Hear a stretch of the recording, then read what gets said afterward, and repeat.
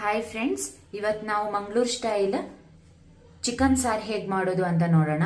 ಇಲ್ಲಿ ನಾನು ಅರ್ಧ ಕೆಜಿಯಷ್ಟು ಚಿಕನ್ ತೊಳೆದಿಟ್ಕೊಂಡಿದ್ದೀನಿ. ಆಮೇಲೆ ಒಂದು ಈರುಳ್ಳಿ ಕಟ್ ಮಾಡಿ ಇಟ್ಕೊಂಡಿದ್ದೀನಿ. ಆಮೇಲೆ ಸ್ವಲ್ಪ ಕಾಳುಮೆಣಸು, ಖಾರ ಜಾಸ್ತಿ ಬೇಕು ಅಂದರೆ ಜಾಸ್ತಿ ಇಟ್ಕೋಬಹುದು, ನಾವಿಲ್ಲಿ ಸ್ವಲ್ಪ ತಗೊಂಡಿದ್ದೀವಿ.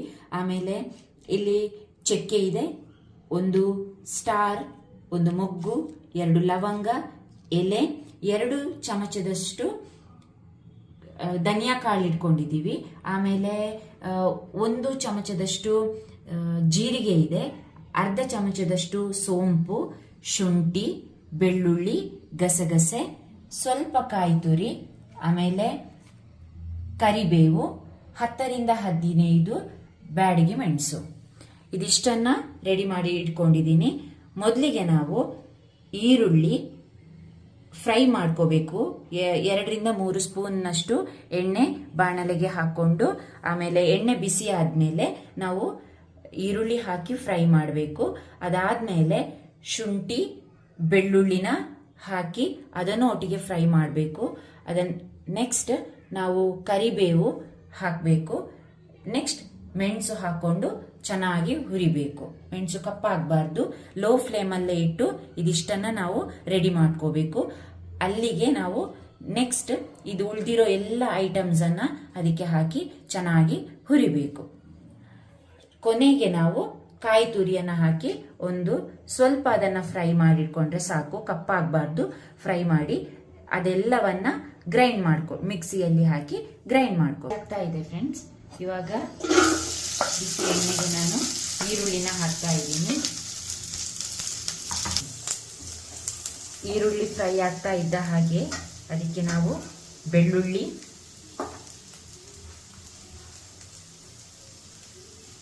ಶುಂಠಿನೂ ಹಾಕ್ತಾ ಇದ್ದೀವಿ.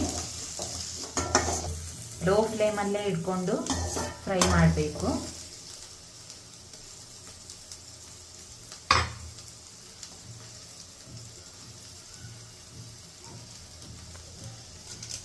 ಕರಿಬೇವನ್ನ ಸೇರಿಸ್ತಾ ಇದ್ದೀನಿ.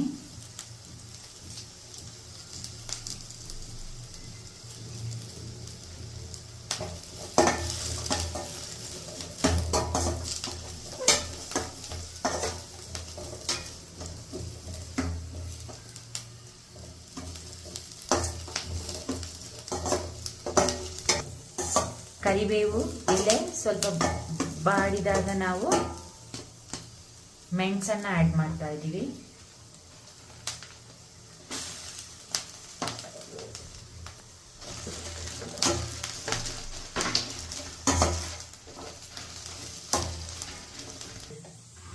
ಈಗ ಕೊತ್ತಂಬರಿ, ಜೀರಿಗೆ, ಸೋಂಪು, ಎಲೆ, ಚಕ್ಕೆ, ಹೂ, ಮೊಗ್ಗು, ಲವಂಗ, ಕರಿಮೆಣಸು ಎಲ್ಲವನ್ನ ಆಡ್ ಮಾಡ್ತಾ ಇದ್ದೀವಿ.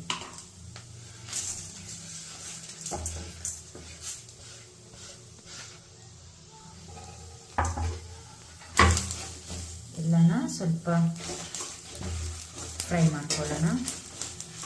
ಲೋ ಫ್ಲೇಮಲ್ಲೇ ಇರಬೇಕು. ಲಾಸ್ಟಿಗೆ 1 ಕಪ್ನಷ್ಟು ಕಾಯಿ ತುರಿನ ಹಾಕೋತಾ ಇದ್ದೀನಿ. ಕಾಯಿ ತುರಿ ಸ್ವಲ್ಪ ಫ್ರೈ ಆದರೆ ಸಾಕು.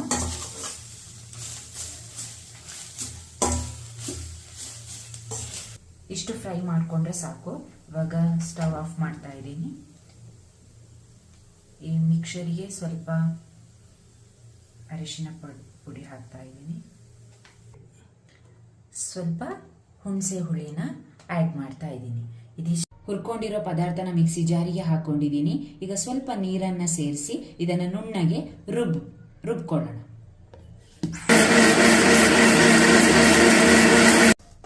ಬಾಣಲೆ ಕಾದ ಮೇಲೆ ಸ್ವಲ್ಪ ಎಣ್ಣೆನ ಹಾಕ್ತಾ ಇದ್ದೀನಿ. ಕೊಬ್ಬರಿ ಎಣ್ಣೆ ಆಡ್ ಮಾಡ್ತಾ ಇದ್ದೀನಿ. 1 ಸ್ಪೂನ್ನಷ್ಟು ತುಪ್ಪನ ಆಡ್ ಮಾಡ್ತಾ ಇದ್ದೀನಿ.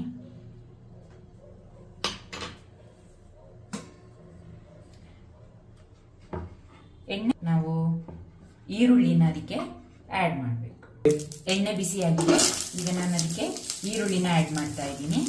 ಚೆನ್ನಾಗಿ ಈರುಳ್ಳಿನ ಇದರಲ್ಲಿ ನಾವು ಫ್ರೈ ಮಾಡ್ಕೊಳ್ಳೋಣ.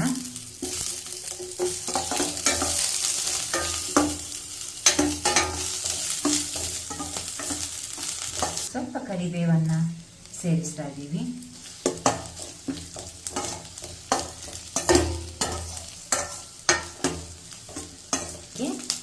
ಆಗಲೇ ತೊಳೆದಿಟ್ಕೊಂಡಿರೋ ಅರ್ಧ kg ಚಿಕನನ್ನು ಹಾಕ್ತಾ ಇದ್ದೀವಿ.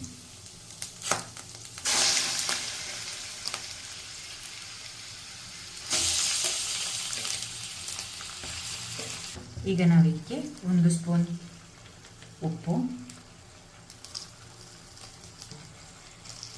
ರುಚಿಗೆ ತಕ್ಕಷ್ಟು ಉಪ್ಪು ಹಾಕಿದ್ದೀನಿ.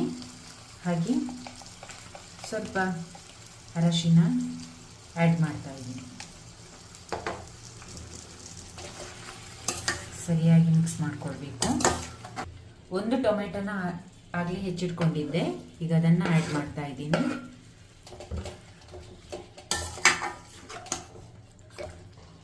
ಈಗ ಈ ಕೋಳಿ ಮಾಂಸ ಮೀಡಿಯಂ ಫ್ಲೇಮಲ್ಲೇ ಬೇಯೋದಕ್ಕೆ ಇಡಬೇಕು.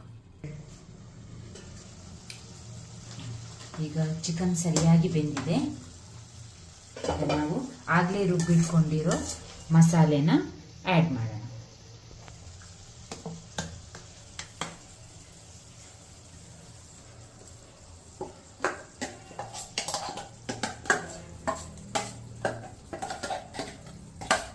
ಚಿಕನ್ ಬೇಯಬೇಕಾದ್ರೆ ಯಾವುದೇ ಎಕ್ಸ್ಟ್ರಾ ನೀರು ಹಾಕಿಲ್ಲ ನಾನು, ಅದರಲ್ಲಿರೋ ನೀರೇ.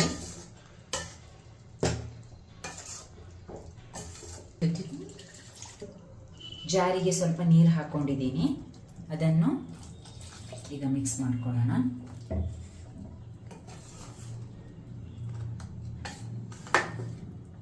ಈಗ 1 ಕುದಿ ಬರೋವರೆಗೆ ಮೀಡಿಯಂ ಫ್ಲೇಮಲ್ಲಿ ಇಡಬೇಕು.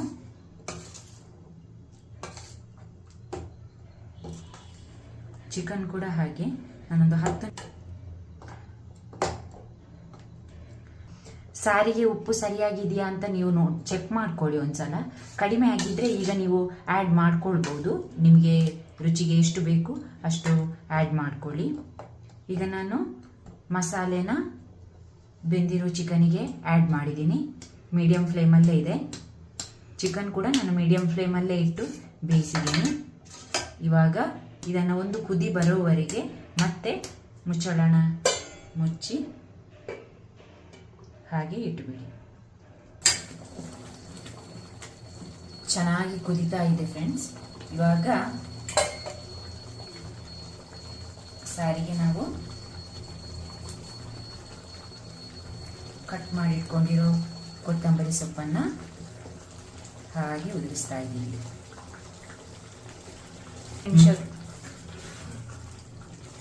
ಹೀಗೆ 1 ನಿಮಿಷ ಕುದೀಲಿ, ತುಂಬ ಚೆನ್ನಾಗಿ ಬರುತ್ತೆ.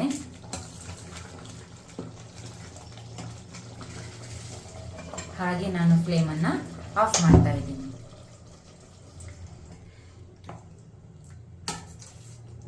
ಈಗ ಚಿಕನ್ ಸಾರು ತುಂಬ ಚೆನ್ನಾಗಿ ಬಂದಿದೆ.